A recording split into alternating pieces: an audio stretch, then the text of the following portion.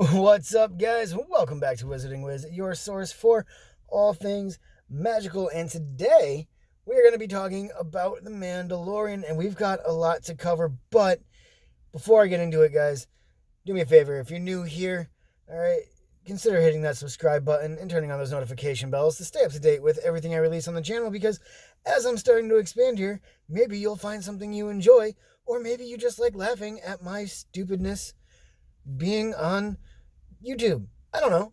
Anyway, we have a whole bunch to talk about. Now, obviously, I've only spoken. I have spoken. I've only talked about the first episode of the new season so far on the channel. I haven't actually talked about anything else yet. Obviously, because if you watched Sunday's video, you'll know I've been going through some stuff. Okay? And that's why I haven't covered it. So we're gonna touch base on like everything. All right, and there's a good amount to kind of cover. All right, so obviously we know Boba, we know Boba Fett is back. I almost called him Django, but no, we know Boba Fett is back, but he was only in the one episode so far, and just a glimpse of him. So we'll have to wait and see what happens there.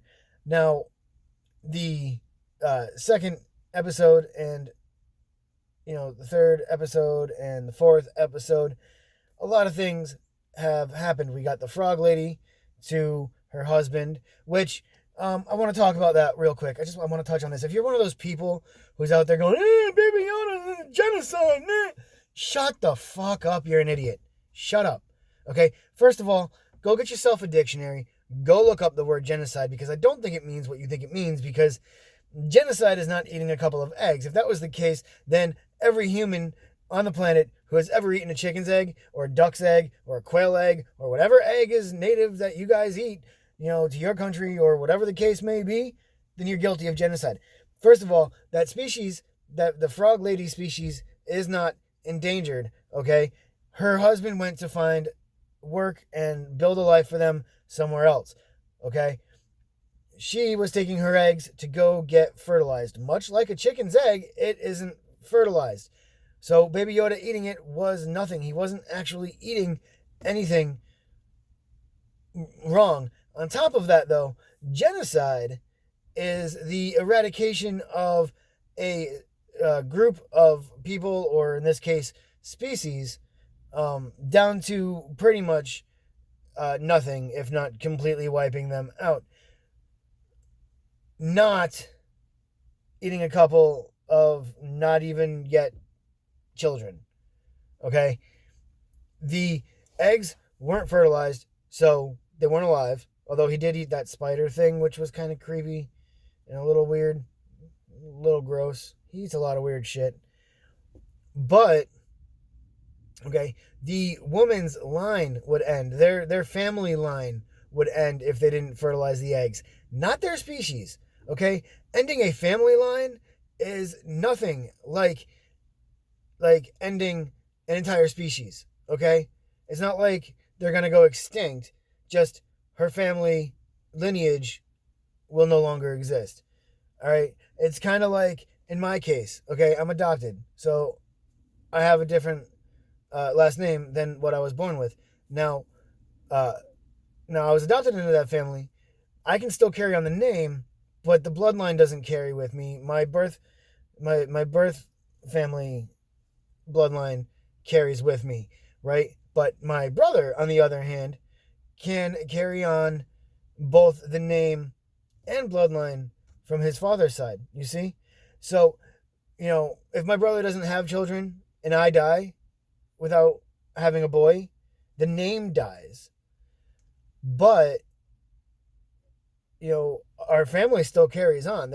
We have other relatives, there's other people.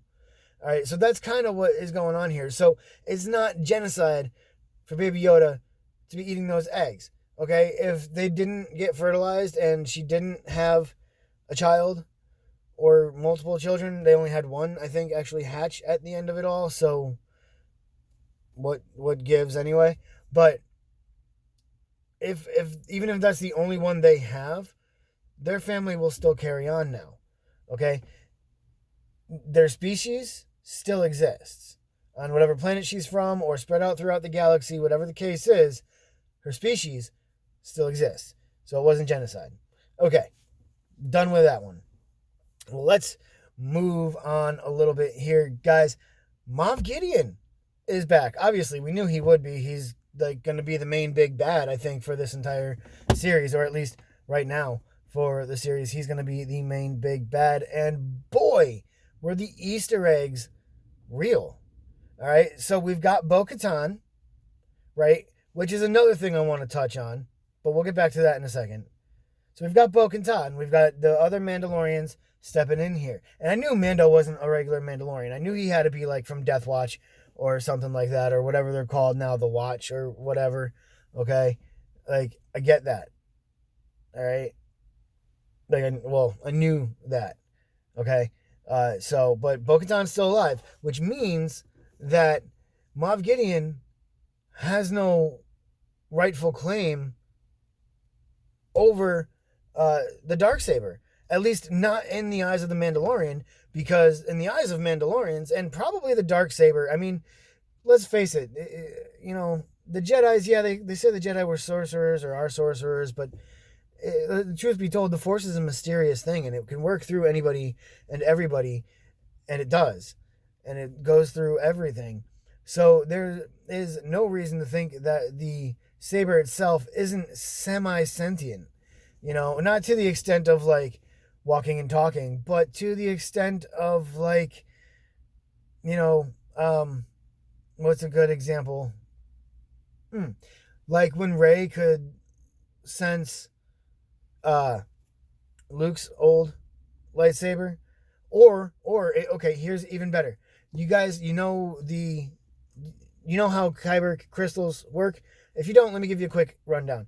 Okay, a young Jedi, as part of their training, has to go into a Jedi temple, which is typically some kind of cave or something of that sort, built on the planet, or in a planet. And a kyber crystal is basically a crystal that can focus the energy of the Force. Now, for a Jedi, a specific crystal will call you. You go in through this test. It's like a test that you go through, and you have to find your crystal. And now these caves are loaded with crystals, but only yours will make itself known to you. So, and it like glows. It does like this weird like calling out kind of thing, like, hey, I'm over here. And you got to go get it, And that, so we'll take that as being semi-sentient because, I mean, it's got the power of the Force behind it, and the Force flows through everything and knows your will and does your will, or you can manipulate it to do your will. So that, okay, so we're going to say that so if that works, then a lightsaber, in sense, should be able to know its true master, which is why a Sith's blade bleeds red, because a Sith gets their crystal by killing a Jedi, essentially, and stealing their crystal, and then bending that crystal to their will, because it is not properly their crystal, and that makes the crystal bleed red, right? So we'll say that the Darksaber knows who its true owner is, and that true owner is Bo-Katan. So Moff Gideon really has no claim over the Darksaber. He didn't defeat her in battle, which to the Mandalorian is how you gain a Mandalorian's weapons or armor or any of that. You have to defeat them in battle. You have to win it. You have to get the respect of the person and the items themselves, in a sense. To Mandalorians, they pretty much have like a sense of their own. So I think we'll flash forward a little bit here, and then we'll circle back to Bo-Katan, because I got some stuff I want to talk about here.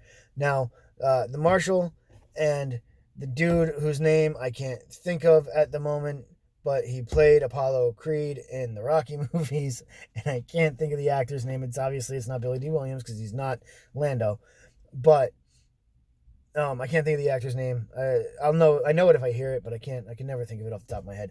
Anyway, they are there. They help Mando again. The baby eats the cookies. It's kind of cute.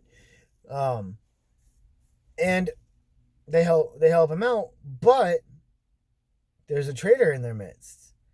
Now, I don't think that it is the marshal or the leader of the guy who sends out the like the president of the planet or something. I don't know.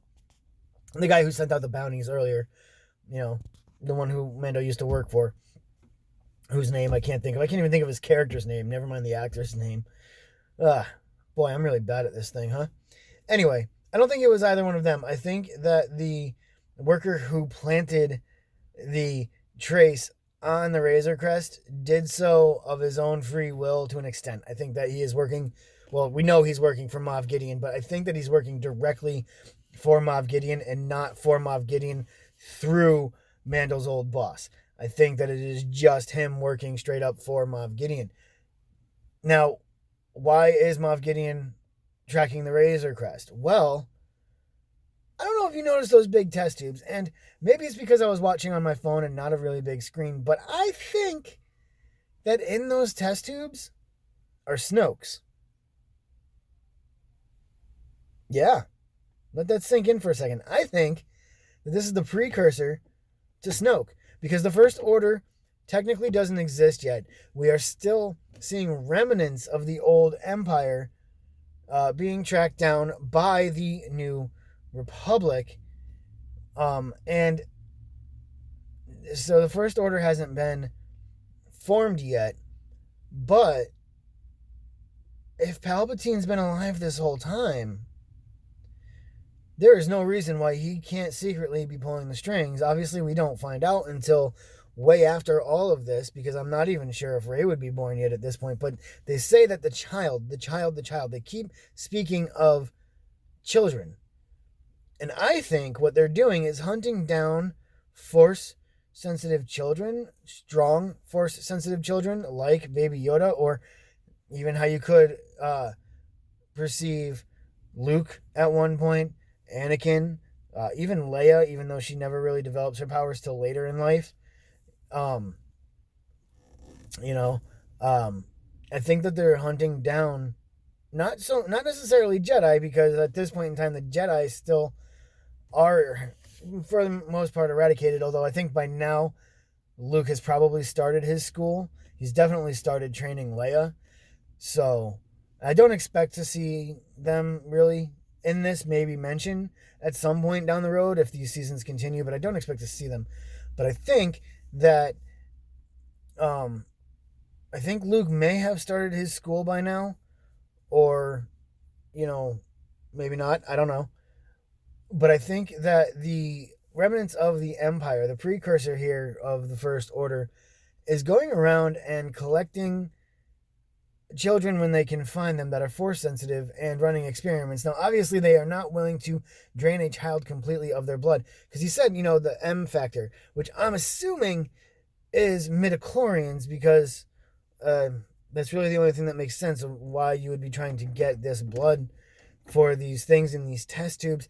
I think that these things in these test tubes are Snoke clones, like we saw in The Rise of Skywalker, right?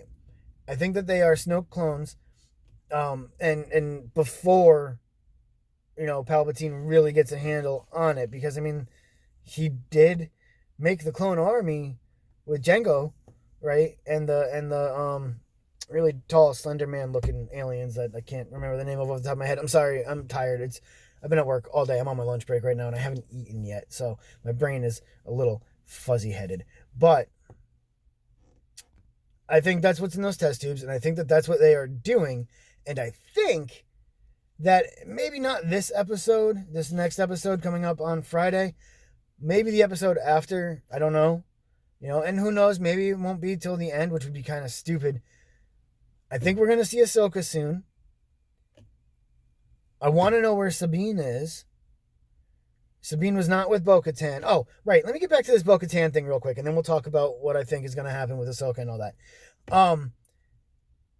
Apparently, there has been an uproar of a couple of thousand of people, so really nothing significant when you think about the Star Wars fan base in total, who are all butthurt and upset because Bo-Katan's chest plate and the other female Mandalorian who was with her's chest plate have, a spot for their boobs to be.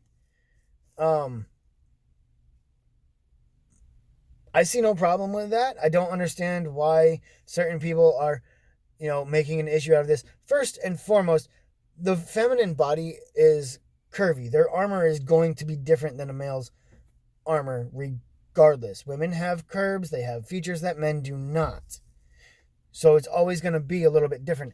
And not to mention the fact that since the dawn of time in real life, armor has been molded to make the body of the wearer look better. There has been armor found, and there is still armor made today that have, abs put in with pecs and everything else. So getting upset because a female's armor has a place for her boobs to go, because what is she supposed to do? Squish them to her fucking chest? You're just being ridiculous. You're finding stupid, petty things to complain about because you're not happy with your own life. Maybe, I don't know, maybe you're mad because her boobs are bigger than yours. I don't know. They were under armor. Maybe she doesn't even have boobs and the armor just makes it look like she does. But you know what? If you are a woman and you were a Mandalorian, you were a warrior, wouldn't you want to protect your boobs? And if you really want to get angry and complain about it, why not get pissed off about Wonder Woman, who literally wears an underwear and a corset? That's all. Wonder Woman runs around in a corset with underwear and boots. Nobody gets mad about that. And depending on the corset she's wearing, her boobs are half hanging out. Nobody gets mad about that. Catwoman wears a suit so freaking tight you could count the dimples in her ass. Nobody gets mad about that. But God forbid you give a female warrior a chest plate that has a place for her boobs to fit in. Oh no. That's bad. Screw you. All right? And shut up. If you don't like it, don't watch it. You're being petty, and you're being ridiculous, and it's stupid. Okay. Done with that end of the rant. Now, we're going to move on because this video is getting a little bit longer than I actually intended it to be, and I'm hungry. I want to eat my lunch before I have to go back to work. So, we're going to move along here to Ahsoka. What I think is going to happen there. Obviously, we're going to see Ahsoka at some point in this season. That's obvious. That's a given. I think that's where Mando is headed now. May even get to her planet or the planet that she's on, I should say. That I don't remember what they said it was called. Because, fuck if I pay attention. Fuzzy brain. But Mando, I think, is headed there now. Now, he may not find her right away. I don't know. But here's what I see going down. Okay?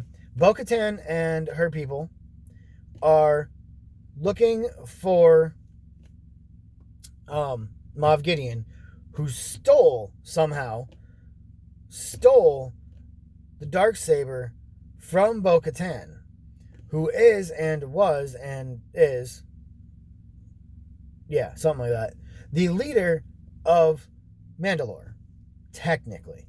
Even though Mandalore has all but been destroyed. She is the leader of the Mandalorians that are not part of the Watch. Okay? As she called it. Formerly Death Watch, I'm pretty sure. Okay? Now,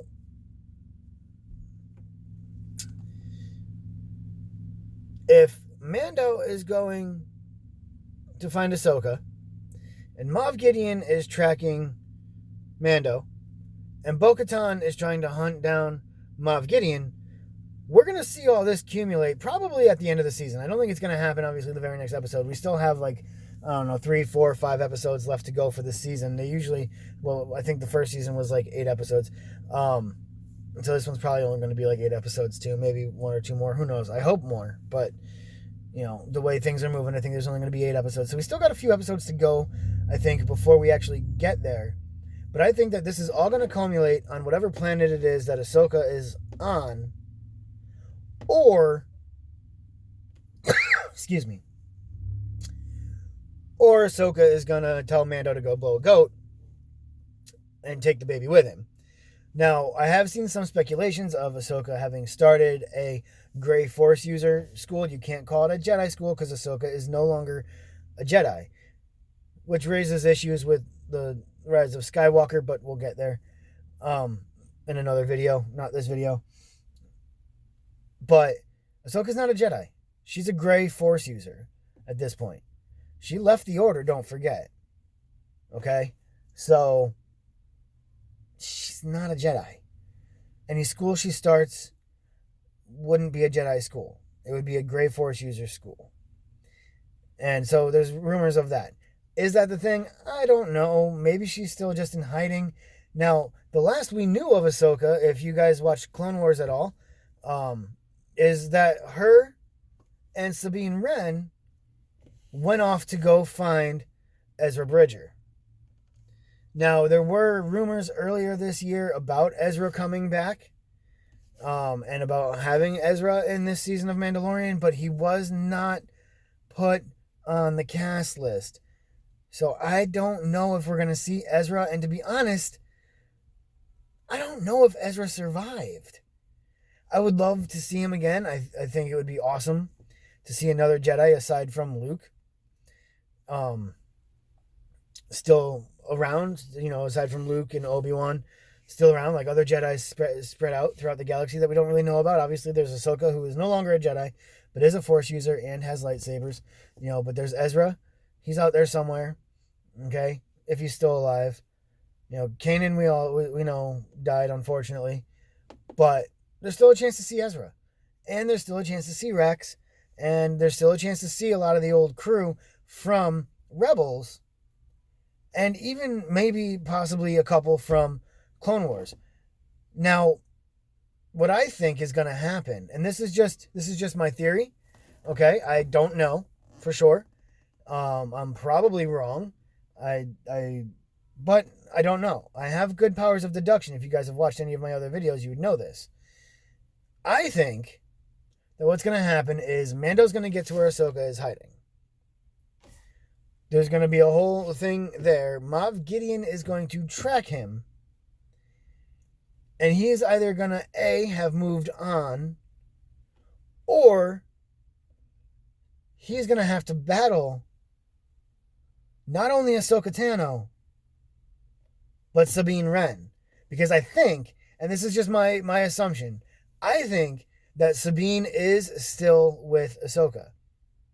They went to go find Ezra. Now, assuming Ezra has not been found yet, then Sabine is probably still with Ahsoka. If Ezra has been found,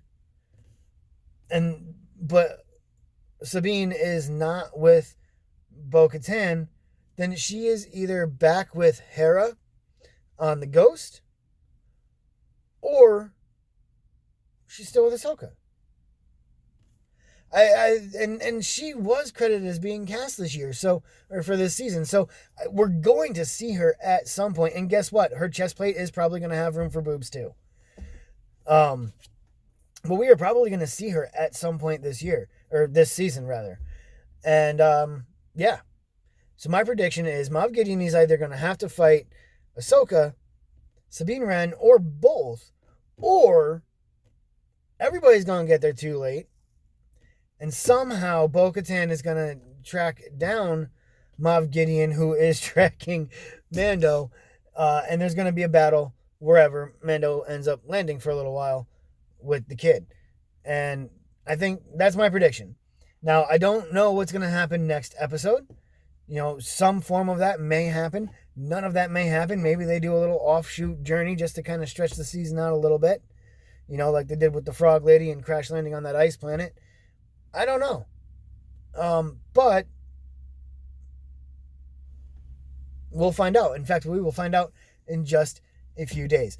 Anyway, guys, I'm going to leave it here for today. Again, if you're new here, if you enjoy my stuff, please consider subscribing and turning on those notifications. Don't forget to hit a thumbs up if you like my videos. And let me know your thoughts down in the comments. Where do you think this season is going? What do you think we're going to see? Do you think Ezra is still alive? Do you think we will see Ezra this season or not till next season? And what do you think is going to happen between Bo-Katan, Sabine Wren, and Moff Gideon? How do you think this is going to play out? And are you excited to see Ahsoka in the flesh, a real life version of Ahsoka? I kind of am. Anyway, guys, until the next one, stay safe. This is the way.